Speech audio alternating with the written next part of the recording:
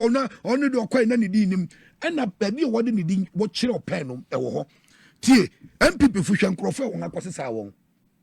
When NPP supporters, why NPP supporters? Any party nego. And me catch on NPP does not have any future. NPP supporters in your shame. Wemo. Yes. Junkies. All greetings you couldn't to me. Oh, Yante. My never I say my PENDREAM TV. PENDREAM TV there. I see them. Yopo. Oh, Yante. Money. I own one will call a just by election. NPP for a just by election. What kind of then will see what command Crawford we. And say Assam Kika, I be told. Only partner what the man no and what kind. You go to social media and the video is still there. You who MP on no ma easy for bribe. It will police station. A envelope. I say a lunch. I say no can say lunch. Lunch. Oh no can na lunch. How my easy for lunch? Tomatoes next you will envelope no more. Who could bribe will be? Oh yeah, mo police in back with Jace can could have film. Electoral officer in them. Jace can film in them. Also penny. Because we are Juma, woman penny for baby bribe. Woman Crawford jot. Woman, you see, look at these boys. Me catch a gun of woe. Just say a good say you to never crum or mania be. NPP ni biara be found normal 150. Who say what foul say we mura. NPP ni be foul. Normal say 150 Ghana na. O say we all respect you. Tamo tia de no so obe hu. Nti ade na fe di asema ban. Onko fre ni nua no wo baby ku oche no. Mustafa Salam no. Ade no onko fre ni nua mo na ono enya scholarship ni ade de ma wo. Onya position no o ma wo baby see no. Ade no onko fre ni no wo fasefo. No fo wo mejira street mu. Na wo na mu baby a kama akwa no se wo. O se obeto bengu ni tilapia. Odi bia che banku. O mu se mu so mu koto ma mu jawsi ho. Mustafa Salam no ya de no. Wo koto sa bia ngene mu jawsi ho. Woni woto woko ba ni ade na no nga ko jisa spokesperson for Baomia. Mu wie no papa bi e wo mu am party ma NPP papa bi ma me hwehwedi na me mo onu akasa wo friend Dr. Charles Jamina NPP National Treasurer. And you be a keke. NPP National Treasurer 2025. Obekan say, Sikana what the man so on farm prosecute to campaign on farm wa communicators. And Udi Sikano one welcome tie. You. Dennis. Anything that made to Miracle will see me we are remember date, you know. What friend Dr. Charles Jamina NPP National Treasurer. This guy what the man Dennis Miracle. The man Dennis is on farm prosecute to campaign as a spokesperson. No. This kind of one first canama, he couldn't account for it. Dennis. Edward. Mini aketo abuaje. Hwe ko kontese ne hunyo. Okanyanum oduwa ne hubejo. Na wo bodin de shemra eyehu. Ene wo bodin su de tumra so a eyehu. Uwie no wankasa former my friend say communication director, acting communication director. Yes. Yawaduma Kubefi. Ojina OKFM bue na no kache o se wo Dennis wo ma 39 million. Say your dollars so say your cedis so and one fact currency that o se 39 million na your cedis ekura 330 billion. 390 billion. 90 billion 39 300 billions are 390. Also who this can? Yawaduma Kubefi no kai. No kache se nani mrew. Satam no brain or resist alarm win. Na yoko investigate you. Cancer or gratis interview and no. Na yoko investigate you. Yoko investigate you for 1 year. A cropon de crowd ya mayo. Niema koso a cropon. MC in. No, yeah, MC in. Oh, what? Mimi ni mobi wa monochrome or said that frame. Eke kind of a catcher me, but unim me menye police menye BNI menye yoko me ni tumi bia metumi aba na mabaye den mabe kyerewo na mmara nan kasa ene obedi hwe abranti ya bɔ no ho safo hene wo manyi mu na me de ne kasa o ka de I don't care say ye nyina ye kasa bi ye nyina ye kasa de do so de edu ba bi a wofom but what Ghana had to be catched the certain president so you weak wo mmara tantire hu tua woto atantire hu tua woto no so wo de kwa kohuru atreja oja beto watarem utu nyina sabi ya behyew ebe bo pumpunya eno no koya ahoma no otoyi no otoye NPP for let me tell you ene mun twa tape we into within 1 year I am crofo say sa prosecution ne ade no etu atwa so what's it ora na collapse na fi adan na ekere wa wo ye demonstration so ora na apaska a collapse enya adwuma obi a yabo modern ya kire crofo makomako 69 FAC prosecution ebi nso still under investigation na Paul yemo running mate ankasa ka chense won afre ne be 4 times bi o friend no wa brochiro ni oye nyiro jai no di birikaba na po am ya kumfite wheelchair mo okọ yoko okọ CID ni ade wontumi na na no dem ofedi o se hwe wo chiri wontumi wo manhim NPP fum penimfo including akwanos wo friend osahenen Afenyo Markets. As the minority leader. Shep, mami your friend Patricia Piaget, look at your age. The deputy minority leader. Look at your age. Respected woman like you.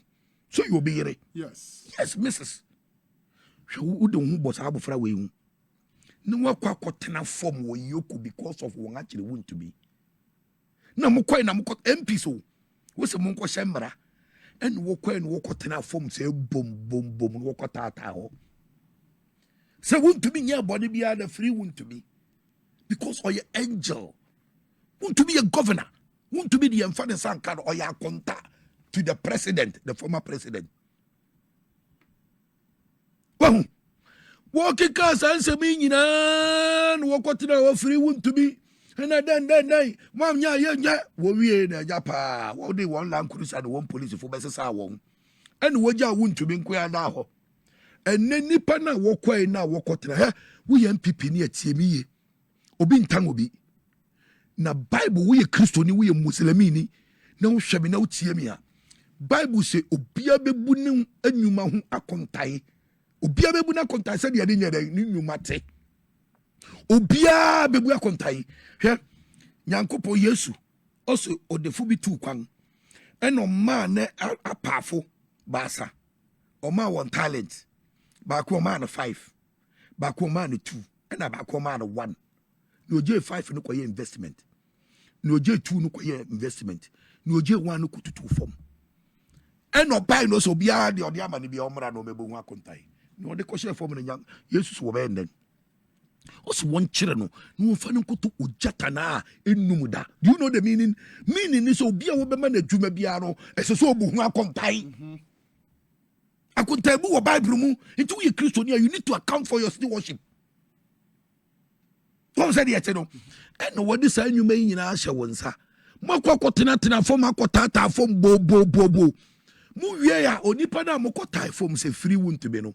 E dey see want to be a casa ganga to your man payne and then lawyer payne se be pamucho sikade me kobo okoro no me di fraud state me an makwa scan but say what's your on your guilty name eno na make plead he wants to just plead bargain so you plead bargain but on your guilty one 7 no me say o kan sa no nga ja sa plead bargain o kokota o kojina daka nanim o kojina jaji nanim yenti no way negotiation behind the scene no we are to nanim na wakwa bisa jaja bisa o se denti na utia scan o se me di for no kware ni sika ni me jei na ese me de ne manye na me hu se be di mfom so nti bi pese metua na wa bisa atoni je na se wujetuma na o se yi wo ye jetum o first cademra sa pre-bagay na sitting and it's he's guilty. Oh, you're guilty na you know so you're guilty one what about one thing na who obi a de yira buru no wadam do about him ni hwini mo say me ko bi no wedding na session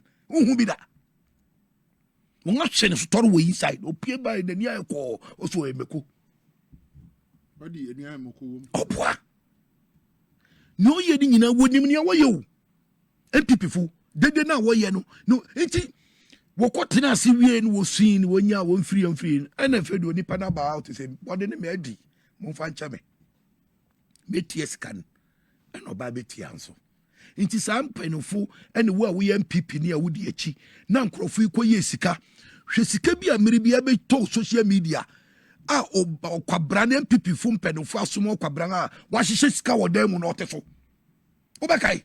Yeah, I think I remember that video. Boy no wo kumu boy no this video no ba out boy no kwahihye sika no kotre sika no so no within 2 weeks wo kumu no fi ache man say there's no evidence. Some nka kire wo so obi no kumu no man ka so obi no kumu so wo kumu ma bo obi din wa bibi mu so no kumu sika no kwa yede me ni wura. Yes. Boy no but that video I saw that video. Only pa boy no this video ni pa out 2 weeks away ache man say baby a pabobo ofine ho na boy ni fi ni wo kumu o china nso akwa be yiwa no say sika no ye obedia asemese dia he's gone nti wo a wodi achi no makwa me my boy si wi no makwa me kaba show hwe so obi so osia tie no akwa fa na be abegyina yoko he doesn't even know what is going on obi so yokada otifie no wo so o meje petrol no wo mra ha salam no yes ade no so be kai a mere bi demonstration bi a wo ye da e flop no okofifa boy si bi ma wo wi cocaine wo say asebe ko ka kire wo ne say aban na ba no ama wi bu aye den na cocaine. Yeah, some of the supporters are now. Yes, they said it. Yeah, I think it's on tape. And we go for the same thing. And what the ababegu ahwe me pese me catch them people for say no matter what, no amount of noise, the law is the law. Emra na obie ni wa wo be kire na hwe to me bie ni obi ansem and the formula bie ni wa wo de kire nipa formula da wo de kire nipa e wo police fo e wo asrafo e wo oban na won a wo boye ho ban no security agencies no won na sa to me won style a wo de kire nipa no won pe de wo eni nti na NPP fo call James Ejenim Boateng, former Radio Gold host, former Deputy Minister of Information, current SIC boss. Okay. James Ejenim Boateng. Yes. Emra woko nifi. Ayina look at Kojo. Me ni bere me to mama Kojo so abo me ko wan nanti afi akoseko. SIC boss. O me mre. Na mo ko furo abranti wo. E di soldier for the police for ko attack no. Eno ne friend Rambo style. Won woni mo hwe Rambo film ne da. 1 2 3 no. Sylvester Stallone. Won hwe de da. Wo kwai ko chire no woni fi. And here mache John Jidapo, current energy minister. Uni me wo yen. Wo ko fire sa ni mo friend say laptop. Yes. Wo ko fa ni phone so nyina de ko abro chire ko kronin. Wo de ko UK. So wo fa phone ni nyina ne laptop wo de ko fa kwai. Look at what they did to Sami Jenfi. Sami Jenfi te radio so wo Peace FM. O si for man wo kukukuru no bam. And then to pick up a chi. Sorry. Hwe, wodi ma branch bi a wo frɛ no Kwadwo Chumbuafo. Kwadwo Chumbuafo ase di ne ma. Kwadwo Chumbuafo. Oyokuapini ofilate fie kropon. Okay. Engineer papa. Ono na former free zone. Mama appointed wo free zone. Ono na nam no so free zone building nesi wo no see. Ah, okay, they done odin birthday. Yeah, ayi ono. Me boni di wahala na picture yeah picture na to be show no. FIC Financial Intelligence Commission no ono no dados currently. Kwadwo Chumbuafo. A DNPP fu ye Kwadwo Chumbuafo wo kurom ya. Wo tete na ko di buro nya wo police cells. Lawyer Edoji Tamaklo eno ojira na echiru twitwaje no eno yi ne fee cells wo. Enti chira won achire there is miracle aboaje e payback time na. Enye payback time minua meti wey min kotu obi ode ye hwebensa hwese ma ye kwata da. Sebe. Wo se ba ye kwata. Ode wo ko wi obi ode a wo ye kwata. Me meti se asuo fura wo. Wuti wey wo ye asuo fura wo. Obi se na afa so wayira e fa ho. NPP fu na wo no. Wo no so. Bebre. Fati Shaibu no onye minister. Yes. Obi afre Fati. Yeah. Onu ahiagba. Onu kay mo friend say secretary mo friend say Kodia. Just yes. General secretary. Wa made position wo gurom ya. So no you see NYA say boss. Former boss. Justin. Yeah. Obi akofre no. David. We twuma wo ye no. En wo se sika bi akofanta. En achia. E bi enya wo na ofai. Na mo nam wa na sika ni huru na kohye ukotokum. Difference show ko na so. Na you be who say sika ni shawa e bi anya wo say preacher be preaching. O say obi ti say Judas Iscariot or magnetic hands. Means actually sika. Actually sika. I addicted to money. On fire creative. On fire, no one can to be attracted to no. Until then say, eh, be a baby, I want namono. Who first can when we executive secretary? It is accountant the best side baby. I just a warm authorization. Uma approval. But according to Iyoko, so what say accountant at the time. No what friend Girard appear. No. Yes. What shall I say what year if you want Sikabi a codi Girard no one. What shall I say about? Now, tie. What say Asankabiana Sumutui? Yes. Unyam can Matthew Petu Hunchichabun. Matthew, Yaka Matthew Petu Hunchichabueba. Matthew 7, Ninchichaba, I just 7. Mumun will be Mumisan one. That is simple as that. Only partner on the Tiwana now we are accountant. Now we are boss one or so. Only party say, I don't know. Yeah. Baby, dear, baby, me honey. Me the beba na me bastati tuya. Enye so odun kwa nkrofo ka ho wo tue scan. Enti Dennis asemi yetie NPP fu mi nim and won aye won say they are bigger than anybody in this country. 55 million and 550 billion. And a bail condition kura wode to wo so no kura no. Yeko kura hu mobo. Says a bankura or mangano would the yanka 5 million. 5 million, 50 billion. Me, na me yoko bossa. Kamemani 65 million. What a 10 million because of wongadi scan wongadi. Wonga from mangani skadi akwakoye. Calculating. To be your interest. Me the better to bail. Me one yama over them. Ube castles war. We cried this one who no more. Attaching us is our bill no. Yoko for him say Dennis Miracle wa don't go find away. On go find away. Me to way asrewa. Me mano kwan, me sebe metu kwan. Inti ben komene ababia keke. E diama na egweri. Atu esi na wo man 200 million no kofa wen. Ni bill condition no 200 million no kofa wen. NPP futoria na wutubi nya kukuduru no ngapie wan na ade wode aye NDC for power kurom ya no se NDC fu se yebeye won bia NPP ni bie ni wo betumi nya home na NPP ni tumi nya kukuduru on TV so it will do you wait, power is transient, don't think that you'll be there now. You are certain that when I'm set you yeah Kufuor by no it's like a coup d'etat.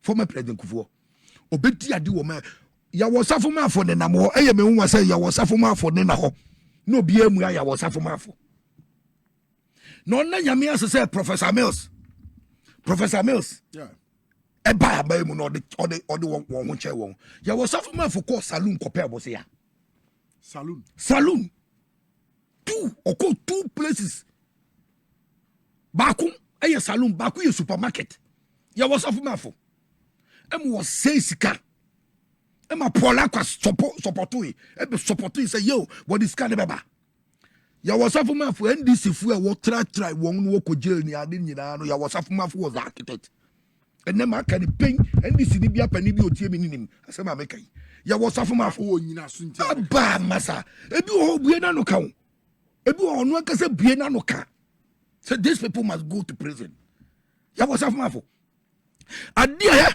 mama ka asem kiro obi ti say Ibrahim Adams quality grain sa yi na me ka che ye rice farms e wa afife abeyime yes e ma ye helicopter Jerry Lawrence the helicopter e be spray emu e ba krom ga bisa se helicopter no way What two are no PM who you super sigan would destroy everything when they came to power.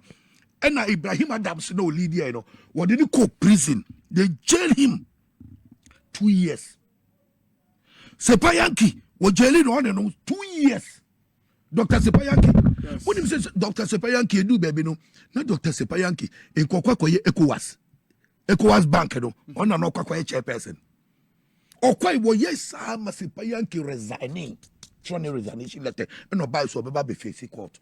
These people jail him 2 years. Ibrahim Adams is the prison and an Yere Selassie away. Jerry John Lawrence no quiet adore will come to 18 run about war. Sansa will be him. Over prison and a year away, Jerry Lawrence and Nana Kredum, one walk away, or be a team in catch up. I have the pictures next week. I can bring you the pictures. I've kept them to date. Not done. It's one of their Lawrence aid. Lawrence no quiet Ibrahim Adams. Nick outdoor ma, na yere will fear come to 18. No, papa, them. Or them Kufu Jelino. You see these people, oh, yeah, no, sorry, and this if we be so what when this for obi this ni bi obeye sabia wo kronfo obi obe suama tennis and the NPP ni bi obechiri bia wo kronfo wo nyo kronfo ni adwene sa kronfo adwene na you would never sympathize with them. Me too me say upa umama appointment meje umama appointment me na mo, but I'll make sure that I will never steal from the state. Don't do that because tie obepon he pay award ma wo no wo allowances keke. Yes. You can enjoy it forever and ever. Sure. Because of the poverty, young kind of quarry, who can say, Uti is woman 40,000 a month. To be any other mean because Unyaye is who to believe, all right. So why do you want to go and steal the state? I want to cry Quabrochi free. What do you want again? Why do you want to destroy the whole nation? Some 550 billion. What do you give it to me? Wouldn't Mumcrofua, some local government a year who coordinated a year, who could down our presidency. Wouldn't me assess a can keep to me a boy, baby. Shamufret is good them. Shamufra want to be needy, no one number street to me a day. Champagne of food to me call, no construction, I could struggle and son will get the day 1 year no man to me a chop money. A people struggle before they can give their family 20 Ghana cities. Mukara Mosariada sympathy. A dear Kufu be ye Ghana for NDC for Maka Obi said Dana Bidaki. Dana Bidaki. Now that Dana Bidaki or your trade minister. These people jail him. We jail him 10 years. Kufu jelly Dana Bidaki 10 years. Victor Salome or your finance. For causing financial loss. Yes. And yes, yes, go. Even the judge, Justice Afremuna, wo jelly jail one kasa kai, or be jelly and this be oka pain, or say it's not about stealing, but it's causing financial loss to the state. And people find the fast track court back room ya. And they would jelly 10 years or year and walk off Kwame Pepra or your finance minister. Ni deputy, Solomon. Ojeli Kwame Pepra under Lawrence regime. Ojeli Kwame Pepra 4 years under Kufuor. These people, oh sorry, Anna, and I will do it. They've done worse. Already, and there's nothing that they can do again. Wapa NDC Waba. One share this the BNM. Now one children who want to try them. One for second, and to soon want to try them, want to wear one thing. JHM said, "Be no catch the Ghana for say. By the time I will be dealing with NDC, no, there will be no NDC party. It was a calculated attempt. Look at this guy, Jacobi Chabilam, to Jumo Didi NDC for Kromia. Hey, well, yeah, go about back in the Nimas or parliament because no, back in the majority leader, that be a co-position. He was speaking for us at the parliament house. These people. If NPP want to destroy you, now Obia Bonino Mebuna, current finance minister or whatever, former finance minister, or America. No, so to be Jerry Kwame Pepra. When Yakudu, a Jerry Kwame Pepra, Jerry Victor Salome. Now you don't want your own finance minister to come and account for his stewardship. No, na what I move hey a DMPP for you nipa me church we di bebre wa ha say NPP ni so be destroy wa they don't care ono no mfa say woni net to say didi o enti mo amutie me NPP foi mo a wo ma mo sika na mo kɔ ho no mo kan hu say sa sika ni nyina mo anibi won won abusuafo na akyeche sa sika ni nyina no wonam ho small time the same people will come and be lord over you omo be yem pen or be masters omo so mo per elections wori ko me say ahiagba I me won say yem pen fo na ja won aja ahiagba no nam ho ahiagba no Richard Ahiagba yes me peloya obegina mechi and I have the copy, I have the tape, I have his own handwriting, the handwriting is official ahiagba no koto aba e wo ketu sat and he didn't register him.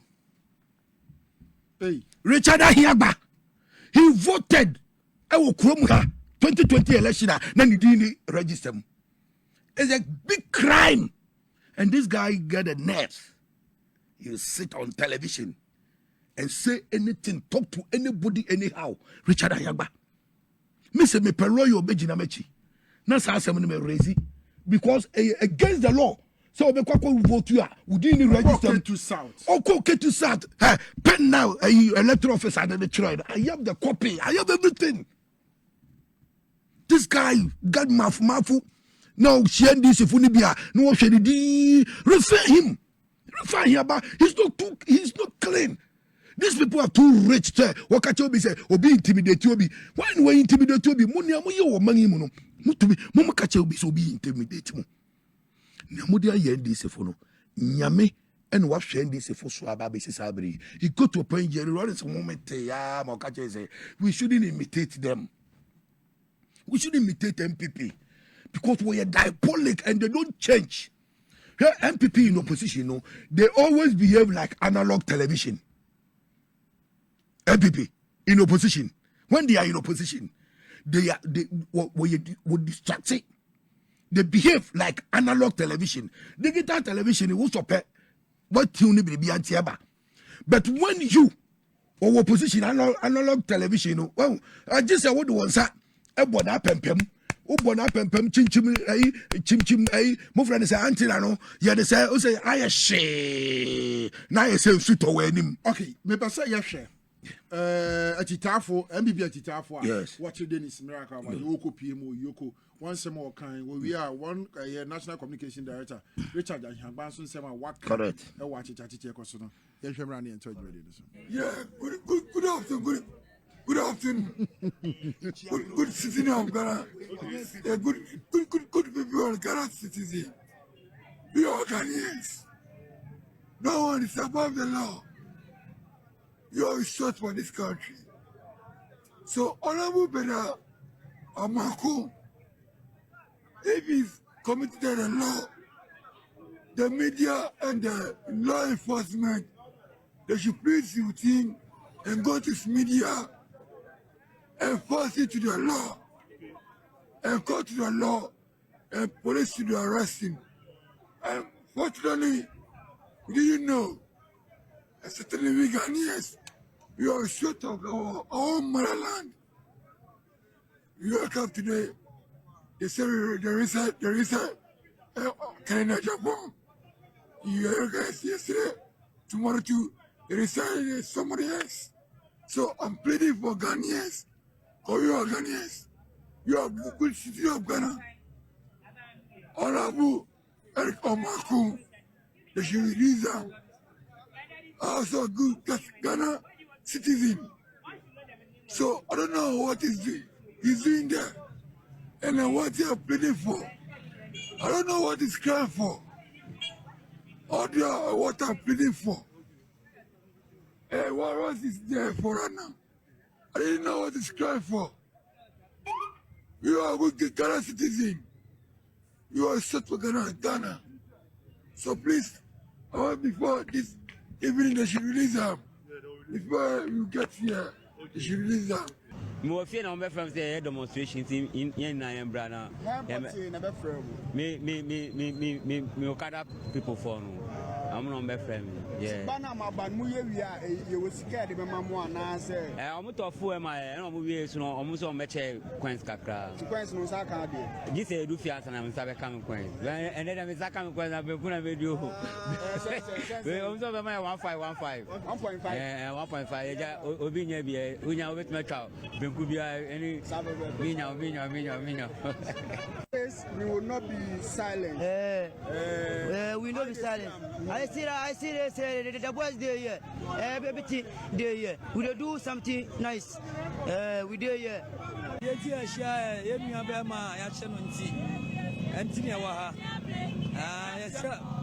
Yes, sir, government said, I'm going to be a some so big and my engineer was it. I didn't see now who say action my shower. I don't hear to mention. Now, To be honest, when the Indian work at Rabbi or Yapi, Engineer tracking on one bomber, Yabas, Yabaka, the big Janamai.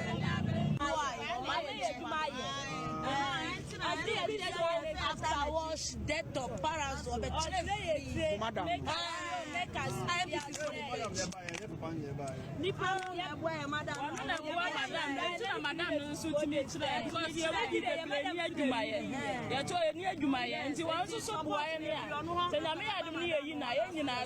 But a list of some names have been sent to me about individuals who criticize the government on TikTok or X, and they've been abused by police people. An individual like one Camila or Alassane or so arrested also just because it's criticized the government. A list of people, you are aware of people who are just being arrested for saying things. Yes, you disagree with what they have said, but in a democracy, if you do that, it extends to other things. And we're saying that let this be a democracy that grows. But to use the default control mechanism, which is to use security agencies to weaponize them, it is not good for democracy. I'm telling you that, well, unless we agree that today is convenient, so let's have that conversation, but because definitely tomorrow, it will happen, because what happened yesterday will be used for justification for today's actions.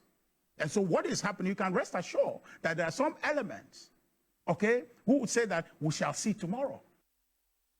Enti abusa sa ohwe video sa ye boya de di kan no eye NPP atitafo a womeche Dennis Miracle Aboaje a na oye the executive secretary edema the interministerial coordinating committee on decentralization a sabre yoko for far say 55 million it is kind of 550 billion cities akwakodi ni ho e fan procurement ho ensensem ahodo ana omu nyina ombeka de ntia womo kra no womo akogina say yemfree Dennis Miracle Aboaje ye wie no the national communication director for the NPP Richard Ahiagba eso de ne de beto mu say kwanya yoko fa so the security agencies fa so etiti NPP supporters especially the president John Dramani Mama wakana no atu no nya de beboa ye democracy no na ma kadima min kabi no entimi ncheda enko nanim den na woka de afa sensem sir Richard on say o say ekura yes also no bia hunye na yin say the man no sokoto twene no wogakum na wie no man no sokoto twene no onna ne ho ye na yin no ketu so onu so wo bodobo wo da ho a enye ne ya o say no ogina chi akwa yin sabo Richard Ahiagba yes kan me kan se mi kire wa kan na tie funtie e dey asem no kan the way Ghana web me boa wow yes enie I voted in 2020 even though my name was not on the voters register. Richard Ahiagba confirms. Yes. Ghana web a criminal any a chief mu hwe me nka sem wo ha nka keke ana Richard Ahiagba busu ona so na mu kurom na so kope first vice so then wo NPP mwadi enye wonwa kurowa ogban anase preko nimun ogban pupua bia so ro se wado srade Richard Ahiagba we okope vice won eni ti no bue na no kaka anyhow no da so ne namwo into so chine bi wo kwakire da e dey asem no beka because of criticize the government but you yourself miss onu kasa campaign wo kai wo Metro TV admitting also vote on the kwai na ne di nim na ba bi wo de ne di wo kire open no e wo ho tie MPP fu hwe nkrofo won akosesa won wanya MPP supporters o why NPP supporters any party na gu and me catch on MPP does not have any future. NPP supporters near Shane. Wemo. Yes. Junkies. Onu greetings couldn't to me. Oh, Yante. Money. Ayawa. One will call a Joso by election. MPP for a Joso by election. Walk any day will see what command Crawford we. And say Asam Kika, I be told. Only partner what the man no and okay. You go to social media and the video is still there. You who MP onam no ma yisifu bribe. It will polling station. A envelope. O say a lunch. O say no kata no ka say lunch. Lunch. Ono no ka yin na lunch. O ma yisifu lunch. Tomatoes next still with envelope no mo. O ko bribe wo bi. Ha o ye mo police ni ba ko jes ka no kura film. Electoral officer in sem. O jes ka no film in sem.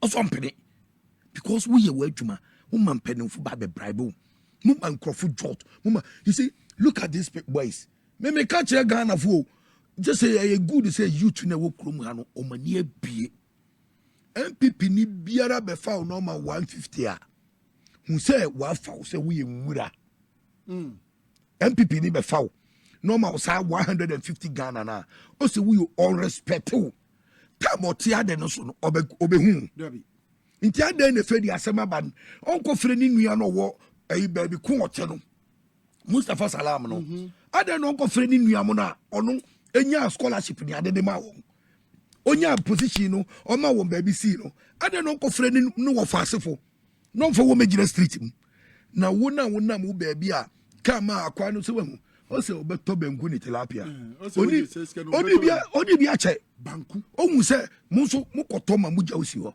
Mustafa Salam no ya de no wo koto sa duan no mo jawsi ho woni woto woko ba ne ade na no nga ko gye sa niam ni nyina si won anim ne wotinsa ho no wo bonkobo o wi ano asore ko onni hwe so bi nam street so na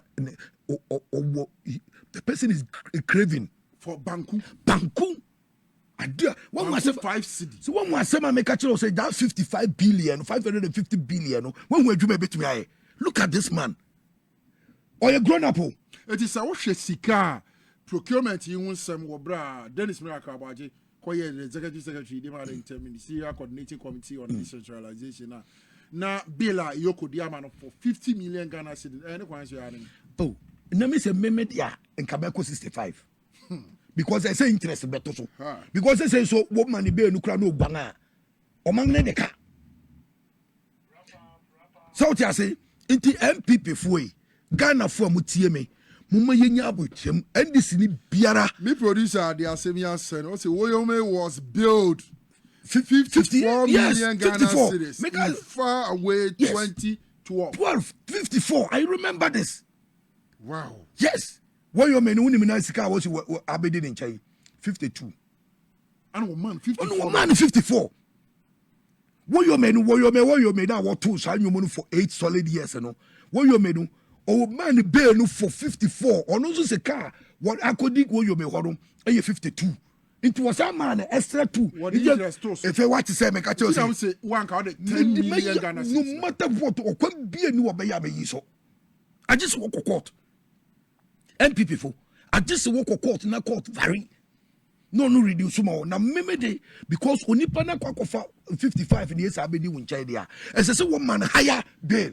so in case of odwane a ye betumi anyinya sa niema no na etumi eti me say NDC ni a wotie me tie niye don't ever sympathize with anybody called MPP member Ghana scarf and sase appointees are motisum premprenyi wo say unimo wua hwe na ni MPP fo yen na wo position mpo ni awode ayeye ni mpo no wo sama won ni so wo ba wo be west hwe na in disappointed Mahama and NDC amayoku don't allow a Ghanaian youth a wonganya trust e wo yemu no ensense form munyamo ne ma pere na yem make sure say Ghana ne betumpon na resetting agenda do e be yeye wo MPP ni na otie mi a obia wo be friend wo yoko ana CID ana BNI no hwɛ ne wankɔ na wanhwɛ ne yɛ a wɔsɛ akyekyere so pani mogya dodo a wɔde nsu ɛfrɛ mu ma meda ase abusua Kofi Abusua Penny yɛ national communication team member de ma NDC amanyɔkuo no Penny ana bɛka yɛn nsa na afei nsɛm ahodoɔ a ɛtwa no yɛde emu nkyɛmu ɛsɛ na ɛfata ɛtumi ba baabi a wɔgye brɛ na wohwɛ dwumadie bi live on TV SYZ and Power 97.9 FM na Kofi wode na mede kakra ka wo NDC mpanimfoɔ appointees mu a moyɛ adwuma de ama abɛn in as much as moyɛ adwuma no abɔmmɔden na nneɛma akɔ mu no na moabɔmmɔden no matwa mu ani abere bia na mahwɛ grassroots no ɔmo ba a mowɔ biribi a mode bɛma ɔmo yɛ a momfa ɔmo nhyɛ hɔ na ɔmonyɛ election eba yɛ waiting ɔmo ɛde kɔm ɛto yɛ then time ana ɛyɛ politics ebidu so agye sɛku gye sempo agye torɔ no nipa adwene mu gu so bie anya ebidu baabi no ɛnkɔ no sɛne yɛwɔ hwehwɛ no mo yɛ adwuma yɛ bɔ maba so NDC appointees mo yɛ adwuma mo nkɔ so mo nti president John Dramani Mahama nim reset agenda no mo nka ho na enye yie na mo na ɔman ne fa ne ntoma pa bi mfra but me as the grassroots president then Kelvin Pong me catch them da bia say mo nkai grassroots no wo mo no mo si hene etu hene ti mo kai wom eboa yɛn hyehyɛ enwuma ne nneɛma na ɔmo nya bi ya sɛdeɛ me kada bia say Ghana ni da so aka wɔ kurom ha yɛ NDC me change ma no da kɔpem tama Nyankopɔn bɛba Ghana ni da so aka wɔ kurom ha yɛ NDC enti mamun disappointing abuja di jumadi ni sia na ne World Cup semi-finals France versus Spain me support France in Spain no monko na France in Koshia finals no winning World Cup no tie France for me tie France for Kobi menso answer na meta won achi ma Julius Zebra honorable Julius chief of staff bichia na papa NFA ye ankasa ye papa Totobi Kwache anko Totobi Kwache na say no ntiapo but I nyame adom eye my because wo se woni pani a due ena Alhaji Sorogo ono so dan say yes na ntiapo kura nyame nko a unsa wote ne ka che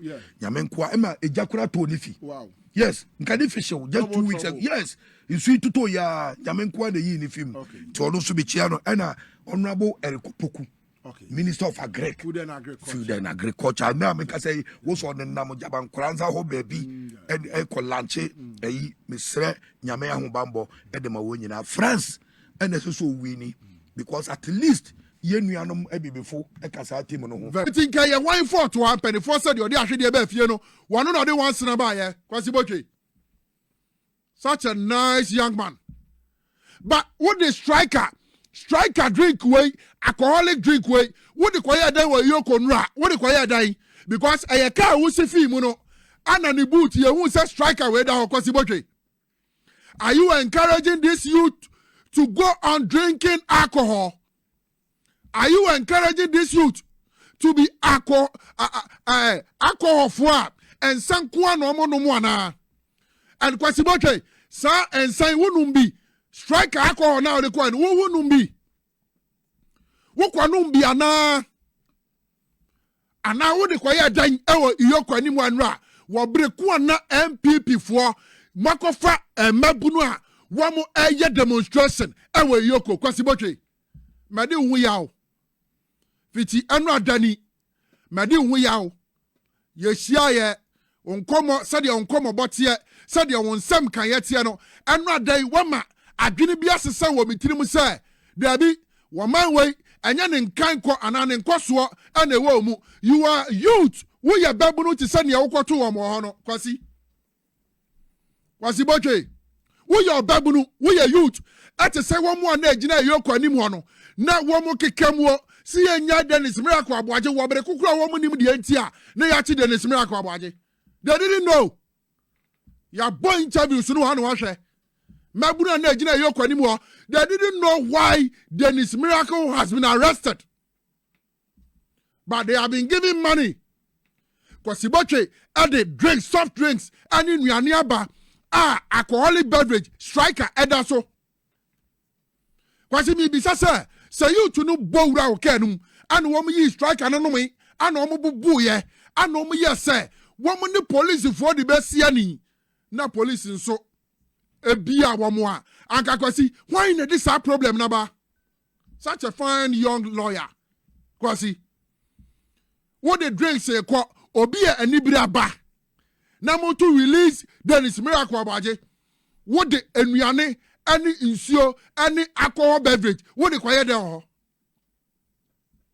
what the bad kwasi under your leadership under your the former government NPP government you know kwasi this youth they were there did you feed them kwasi Bojo did you see them wuni so better than they come more ghettos wuni so better than now they come on I was street in so but and then you are using them for your agenda. So let's show care. Let's show compassion. Let's buy food for this youth. Let's let them know that we care for them. And in whatever situation, the NPP will be there. Me say the man who know NPP mono. Me enke obrimpon. Me koso kanisa kopim ta me wiase be kwa wiye. Ghana cannot and never trust the NPP. In 10, 20, 30, 40, 50 years. In this country, if this year's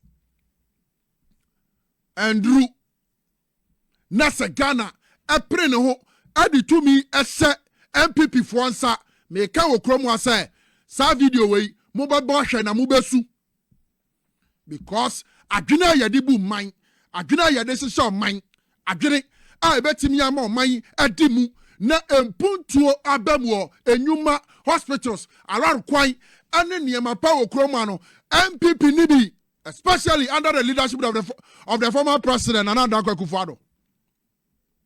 There be a mekase woman yina ade ba kopa Nana Dankwa Akufo-Addo de ba ya e benefit Ghana for nyina up to date. Me here obi obema ne saso aka.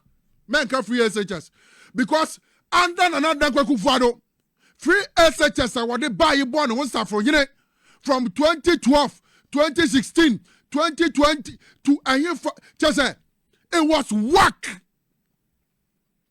Free SHS. So free SHS gusu kwa so a ebedu baby aka university be pamo student free school them because there's nothing here. And my friend no money mche. Edu say ebetro wasia. Now the education minister honorable Osaya Waduchum wababa kache Ghana for nyina say o pesika koto pasco wasanya yi Ghana sika wade koto pass questions area am student asua me ne umienu ye SS 99 2000 2001 5 6 me pacho education minister be na to pass question de ma ye tro SSC no me pacho education minister be and was say ye baba tro exam sintini wono what pass questions na odi amayen hwanya apart from Osaya Waduchum under the leadership of the former president of the republic Nana Dankwa Akufo-Addo Alhaji Mahmoud Bawumia and Ken Ofori-Atta wagane free Ghana kwatena brochire efisa obaya oman foto sanfo a woman sika nyina be se ne nsa wo di 8 years pe e borrow over 600 billion Ghana cedis ene ayi adwane Ken Ofori-Atta adwane afi kromu a wo se o makromu abio bibe biara ni one Nana Dankwa Akufo-Addo be ye as president me ne wutie the whole Ghana benefit obi a I want one me padie ba kope but corruption scandals every Ghanaian is feeling it corruption scandals ahodo every krono kata se project kankan aboman niema and known and Ghana Gusua war brea wo komuno under Nana Dankwa Akufo-Addo as president of the republic. We pray we never get your kind again to lead this country, Your Excellency. I am very sorry, but I have to tell you. And Paiboa Ghana boy me enke obrenpo me kan wanna say we don't ever want to see your kind as president in this country. It will be the biggest mistake this country will ever make, and this country will collapse if Ghana ever experience a leader like Nana Dankwa Akufo-Addo. You did a great disservice to this country. And now abanya dane Ghana fo akyerɛ wo madwene sɛ da bi amemu anana Akufo Addo wobɛbu ye no and so many ɛno nti na president a wobɛtu no 2016 over 1 million votes who free so no or the 1.7 million votes in the power. Yes, it shows you failed, Your Excellency, sir. You failed as president. You failed as leader of this country.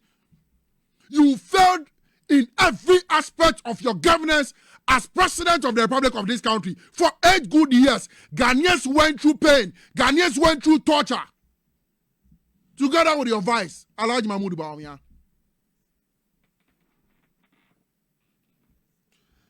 I was saying to you, the minority caucus, the minority leader, Honorable Alexander Fenyo Markin, Honorable Samuel Kumiami MP, Ekiapim North Constituency, any NPP, MPs in Penifwobi, Eko PM, Ewo Iyoko, na wamunyina ekasa efa bail conditions na Iyoko, Ediato Dennis Miracle Abajitri, so yanko, ni yanko Shemra, ebe beto jmedi so. Okay. Before, yes. Had him here, and he came, and they said when they needed him, they'll call him. So I believe that democracy and the rule of law has been reversed backwards. That a man who is not running away and is decent enough to go through Kotoka International Airport or what they call the Accra Airport is arrested and detained all this while. I don't believe that is how we should conduct affairs. It is not proper. As if he's a common criminal, and I don't see common criminals coming through Kotoka Airport. That's the first point. The second point, which is very, very interesting, is that, look, you interrogate a man, and you are running over 4 hours. Marking time, until we got our turn. In the final analysis, the bail conditions are cruel and oppressive. Look at this very hour. They are about to exceed the 48 hours as enshrined in the Constitution. Where is this gentleman going to get, 3 sureties, 50 million as a bill sum, and then the properties should worth 50 million, and 2 should post that properties. How are we going to do it? So you can see clearly that the bail terms are cruel, and it's a way to punish him some more. It's not possible for us to post these securities at this critical hour.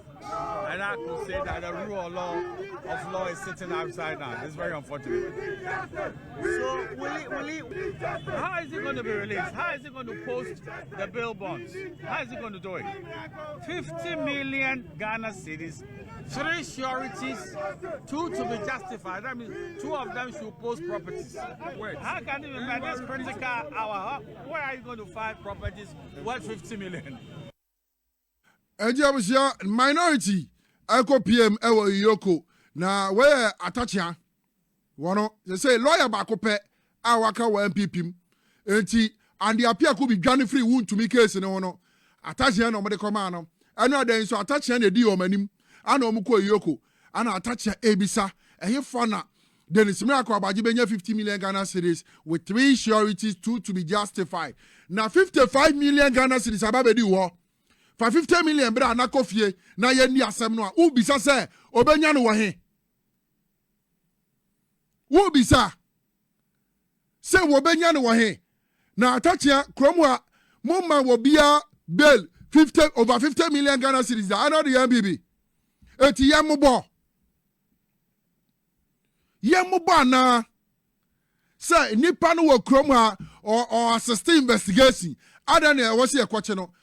Let's cast our minds back under Kufuor's regime. Ora chachuchi kata emrani nimpani ba Ghana 1992 constitution ye yusu be pe mo ne ene recommendations aka no ora chachuchi kata ka ho ne chiroi. Under Kufuor's regime, you say, crossing financial loss to the state. Abribia never fre lawyer Chachuchi Kata, no ye present. Our police for Abribia be freno, ye young, no near, Nanso still, a son is under former President Kufuor. Anna Nana Dankwa Kufuado, the Attorney General of the Republic of Ghana. Wamu Kwachi Chachukata on a Sunday at church. Wamu Kwachi no. Kufuadina fast track high court so ejeli Chachukata. Is Dennis Miracle Abaje, is he bigger than Chachukata? Dennis Miracle Abaje, is he bigger than Victor Solomon, who was the deputy finance minister for finance under Ronnie's regime? Time and one jelly papa no na oxygen sine so prison. Victor Solomon. Is Dennis Miracle Abaje bigger than Chachukata, Victor Solomon, Kwame Pepra, and all the past government officials of the NDC? One must say, one must the dream, one must the catastrophe, and one must do some nom de Omakotum. Dennis Miracle Abaje, who is he? And now because of the NPP, the law shouldn't work. A young people, memra nya juma wo kromwa yenya sika hodwa mafa e wo kromwa me say aban wei wasesa nkobe ma ne koma ayeden na wadi corruption cases achi a anka MPP effectively nyi koka na nko bia be ko jail se NDC aban wei led by His Excellency John Dramani Mahama Samson be mo mani abre no mako corruption cases under the previous administration of the former president and the former vice president Alhaji Mahmoud Bawumia and Nana Akufo-Addo, together with the former finance minister Ken Nana Yakuntun Kunuko Foriata, what Johnny Akot in America. If it's a Ghana Sikasema who do a better national say, one Timmy Yanwa Kunta Okromwa. Mese Fasho Trimisa Abribia, what to Abama MPP, finance minister Bigani. Abribia wo Ghana ni. Obedi ukokromoti ebe to abade ama MPP no wo mom kwan say wo finance minister ne metena so wi a onwane nkwa abrochire na ankonkwa je pepes no ntena ho. This is MPP for you. Now mo ye mo say mo wu bibia da ada ne ya chichi wei ada ne ya che no ada ne ya di beli wei twilitiri so. I am telling you sir abiribia ye be bie no kra ne da kire Ghana fo. This is not politics, but the law must take its course. And Mrana was see a shana Juma. Your Excellency, Debbie, I'm a catcher say. What about Ghana for 2024? The man won. One money did that say we are not requiring. One money did that. Say we see hospitals, the Bank Hospital, Ridge Hospital, University of Ghana Medical Center, UGMC. One hospital. Hospitals are too petty wo kromwa a fire President John Dramani Mahama na yeye. The first time. One no sisi here. School buildings, akasia, e-blocks, ono no yeye. So when it comes to infrastructure, ajebia, say, Dr. Kwame Nkrumah, and you better be na any President John Dramani Mahama because why be papa obey over 2,000 kilometers of road. Under the Big Push project, the 16 regions across this country, you'll be acquired the amano. And I drank a Akufo-Addo better now, so 8 years. So I'm a runabout, and yet interchange, runabout, can another drank a Akufo-Addo and quota. Regional, it's me man 1.7 million votes. No, the baby man penny. One to me and yet one interchange. Nana Akufo-Addo and Timmy and one interchange. I was Santimemu. Wabrekwa Yenya Roads and Highways Minister were free as Santimemu in the presence of Francis Asensubuache. Kwashe Bantama. Babia Asensubuache MP wo road rehabilitation. Mr. Santi, if you can get me the figures again, I can bear me there. Nian Sika. Francis Asensubuache say, what they say kwan wo Bantama. But so I'm interchange, woman yet even when or say chairman sabons in 2020 echo swamia onwa baby no ye MP ne nkrofo wo san komo bono he was nearly linked or say chairman sabons ewo Kumase asantemam baby ofia no ye MP oba ye no na government ewo akwaji Eurobond ye sign kukuru $200 million Animal search and the NPP. Go back to Ashanti region, go to Kumasi, go and start the Swami interchange up to date. $200 million. Yamutu. Swami interchange. Yakiki. Woman, so under the leadership of the former president, Another Akufo-Addo, it was all pain. It was all sorrow. Pain. Just say, baby, now look at what is happening. Under President John Dramani Mahama. Swami interchange, omo beye. KJTR second phase, omo babeye. Omo beye, omo ye express road from Accra to Kumasi. The first time ever in the history of this country, Ghana Benya Express Road. Under President John Dramani Mahama. And look at the years or the year. One term. I was saying before we be from 2028. No way we Kumasi to Accra Express Road. Men fa politics, Carlos and Mekata wani. Men you wani. Say near me kwaso no wuni. Na wo ye NPP ni ana ye den. Ne ma fo ho. Aban ehunu se ne ma fo bre. Na ne ehion wayama ede na ehian wa the former administration under the former president Akufo-Addo any bawumia ede na ehian setimamuni a won sakan dadia you ask yourself questions about we ba Ghana nye heaven here ba Ghana ni bia ni wo betimi de na President John Dramani Mahama 1.5 years he Ghana ni bia ni wo betimi de compare na Dankwa Akufo-Addo 8 years.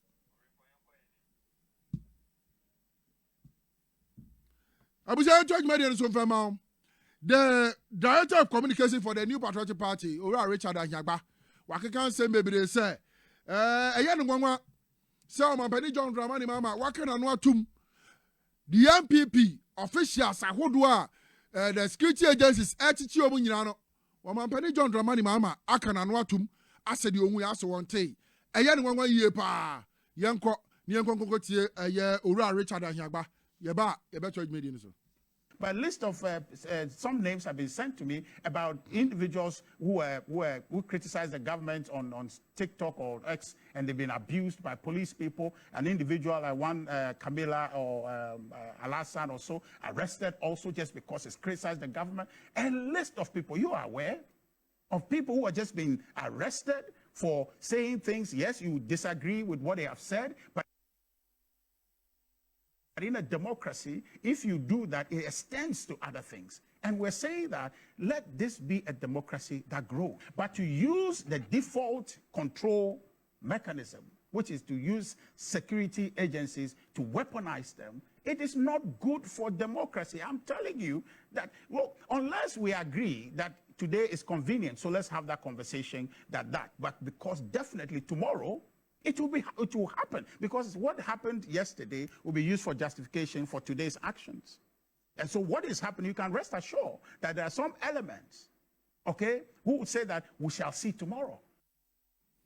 So the director of communication for the New Patriotic Party, Ura Richard Anyagba, and what they say, say Yachichi NPP for, Yachichi officials, Yachichi NPP supporters, as a President John Dramani Mahama Yedin, Yanko, Abuja Mesrel, video maybe abe born is a siano and you're pleasant at all.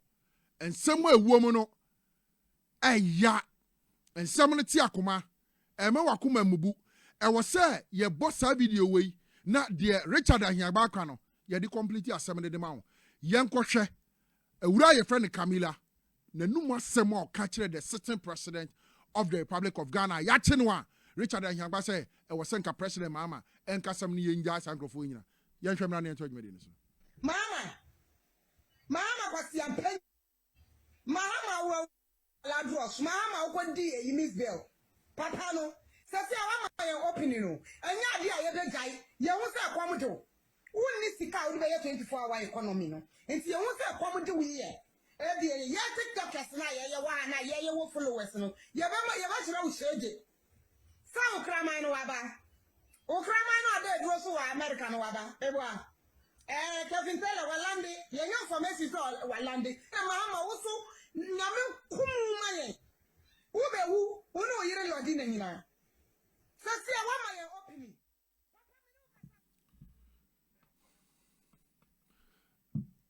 was young seven yet me morning and this is Camila Abayo wakodi police for catch tien semwa waka ediatre a sitting president of the Republic of Ghana, and this is what the national communication director of the NPP Ora Richard Ahiagba, this is what he is defending.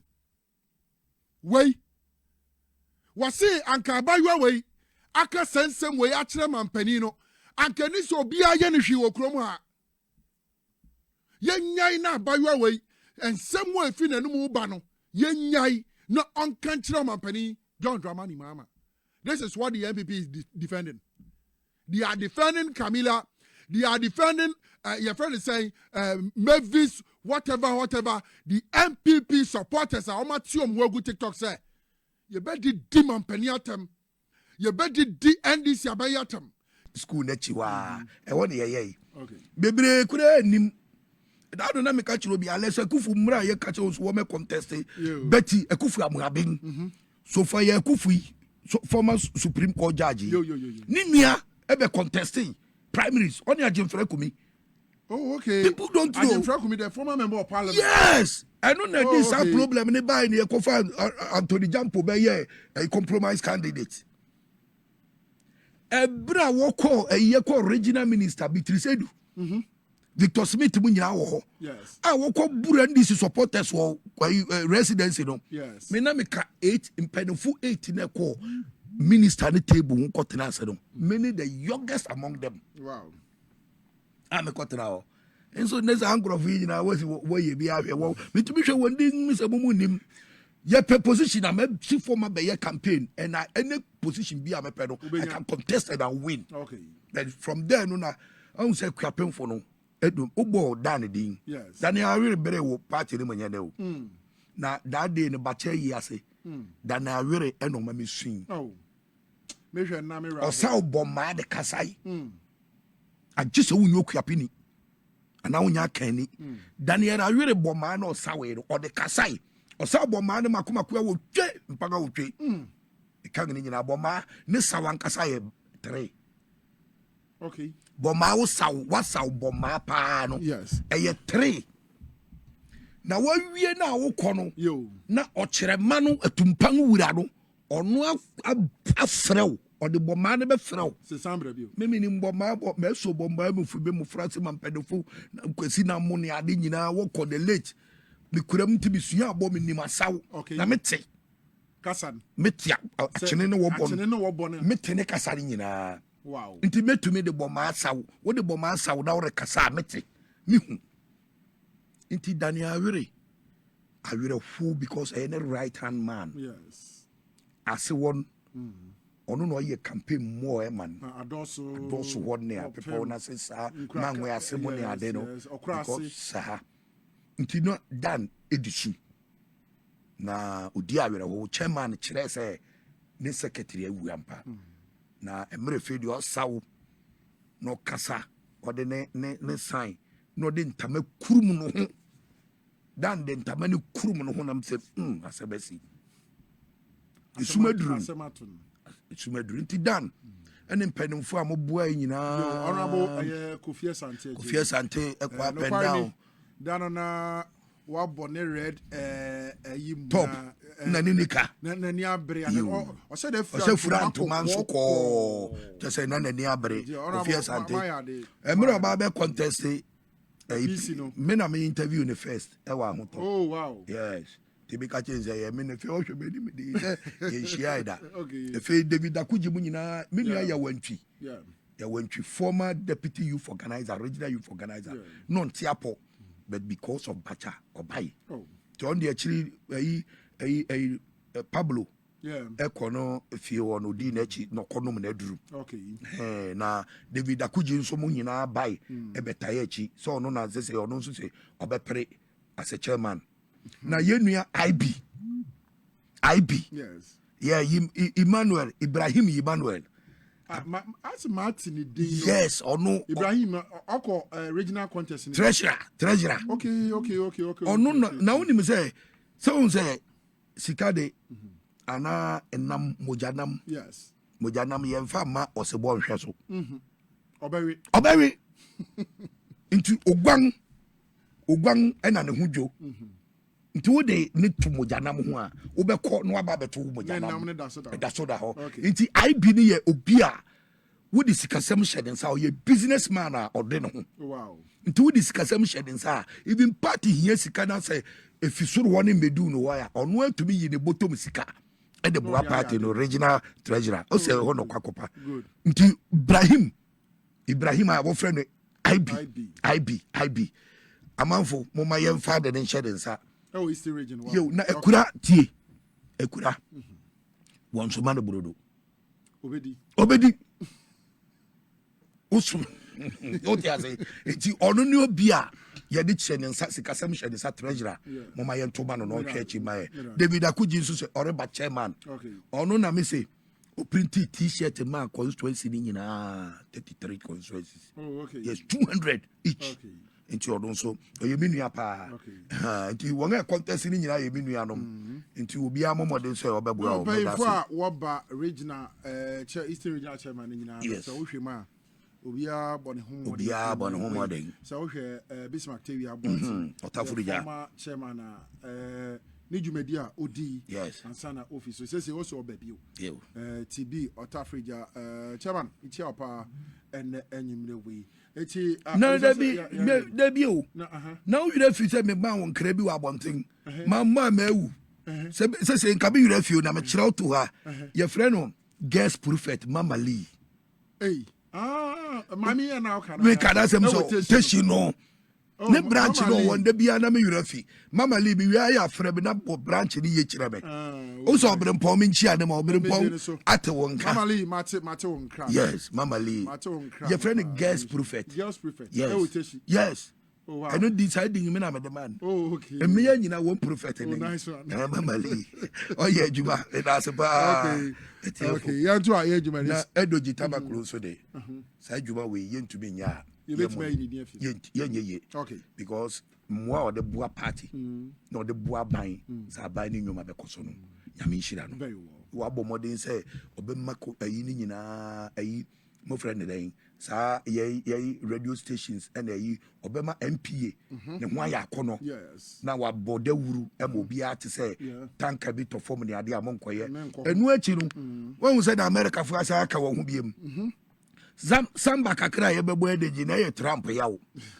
nti wasan akokeka no ho akoto bomb ema fuel no crude oil no sankosoro but the man has assured us first in 6 weeks and 8 weeks say 8 weeks petrol 8 weeks diesel 8 weeks and was saying case say was 1 ton fuel in my enkora 8 weeks you betumi to petrol ha yemre die de nyame ase very well ya kan de akiri wi am de beka ho very well Sami kwache so chia ono oye branch communication executive de man DC wo to church B tell me say da no yi na so no bai obechia me oh good obechia me no wana ne ho ede nso minim say minim no oye company minim pa say odini yes very well abisha yento ayensa no so iyokofo fa Dennis Miracle Aboaje now oye the executive secretary the interministerial coordinating committee on decentralization from 2022 by up to a year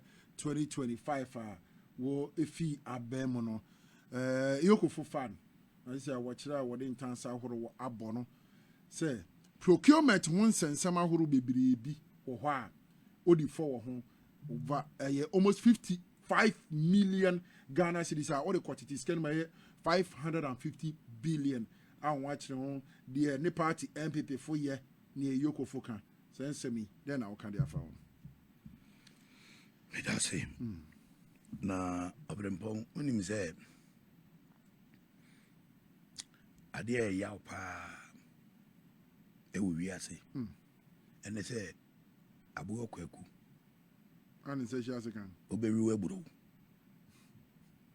so ya papa identity da me kasa ansa na me basa yi so we are see a winning so do we near to form for we need to form a Ghana man your same mono. Yes.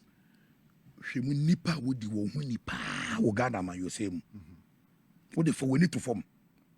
Na memma biribi no waka say sebeboa no waka kire etiefo. Enipa wo bu won hu na wodi won hu ni e wo Ghana man your same no. Wuji ekuapem fufima enyeye. Yes. Inti wucha ekuapem fu aba amamu no nyina no wodi won hu ni except ochini ekuapem nen and ono de obeyam sra na ho se sram. Yina ne ochini ekuapem ni. Eye na na Akufo-Addo. Okay, chebi ni. Yes. Okay. Apart from that. Okay. Hwe kuapemfu abomman mu nyina mamen ka se menkyere wo ye wo bra papa bi ane ye frɛ no Nana Ohini Nto obeye General Secretary of NPP papa. Yes. So ore kasa wu so ore kanyansasem despite say ye nyina ye wo different political Ohini Nto obeye adwuma wo Peace FM Nana Ohini Nto. Okay. Ansa no obeye secretary Nana Ohini Nto enyina bom tingam to na no ten say obeyaw opehene e wo Ghana hada. Ye wo branti bia no NPP mu ye frɛ no Dambotwe. Oye minister. Esa ye MP e wo kere. Dambotwe be ye argument oni ama benywa do mu. Oni ofusuan pofo mu. Oni kwesi prat mu. Oni wo nyina be kasa bi biara modin su ani brisu bi biara Dambotwe mana no nto woda. No nya wo pehene bia. Obe criticize wo makowu dompem wo fegi no bet say onipa ya asem okay miame bet na no nto wo ye didima mankrofua na honorable Anthony Jampo your friend say agefra kumi ya bo na digi wonge ka ho nyinara obiara odi omanyi so edi mpanini e wo manyi mana na mayoku no na no setofori mo ajekum former organizer NDC. Yes. No fi manfe. That na me ni otafuri jakura bodidi wa. Yeah. Omo wongano ntu nipa but obe make sure say obe cancel na ese so oka no. Da no me ka kire me ka wa fidi biso. Na me ka chon say me fi say me communicate ma NDC e wo Ghana 5201 we say sabri man on to opa yin biada. Inti obi owo me tape.